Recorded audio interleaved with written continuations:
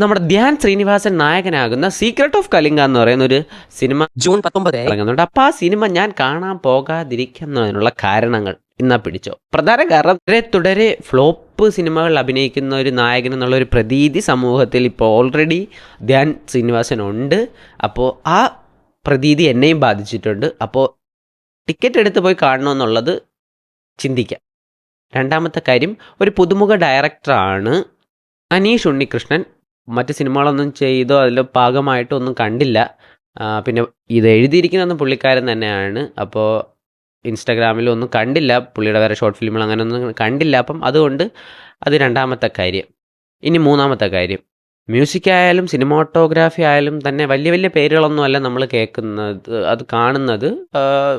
ചെറിയ ഒരു വിധപ്പെട്ട വലിയ ഹിറ്റുകളിലൊന്നും പങ്കെടുക്കാത്ത ഭാഗമാകാത്ത ആൾക്കാരാണ്. അവർക്ക് അവസരം ലഭിക്കാത്തത് കൊണ്ടായിരിക്കാം. സോ ഇതൊക്കെയാണ് ഈ പടം ഞാൻ കാണാൻ പോകാതിരിക്കുന്നതിനുള്ള കാരണം.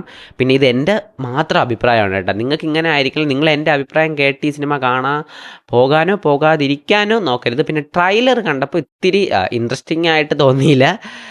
ട്രailerും സ്ഥിരമായിട്ട് തന്നെ പ്രേതം, കാട്, മറ്റേത് മറിച്ചത്, കോളേജ്, ഇതൊക്കെ ഇനി കാണുമ്പോൾ അറിയാം. ട്രailerും പ്രത്യേകിച്ചൊന്നും തോന്നിയില്ല. പിന്നെ ഇച്ചിരി ക്വാളിറ്റി ഫീൽ ചെയ്യുന്നുണ്ട്. അതിനിപ്പോൾ പടം വരുമ്പോൾ അറിയാം. സോ റിവ്യൂ കണ്ട് പോസിറ്റീവ് റിവ്യൂകളാണെങ്കിൽ ഉറപ്പായിട്ട് ഞാനും പോയി കാണും. അപ്പോൾ സിനിമ കാണുന്നതിന് മുമ്പ് നിങ്ങളടുത്ത് ഒന്ന് അറിഞ്ഞിരിക്കാൻ പറയുന്നതാണ്. ഓട്ടെ, നിങ്ങൾക്ക് വേണമെങ്കിൽ ഇത് കേൾക്കാം. അതൊക്കെ നിങ്ങളുടെ ഇഷ്ടമാണ്, നിങ്ങളുടെ പൈസയാണ്, എൻ്റെ പൈസ അല്ല.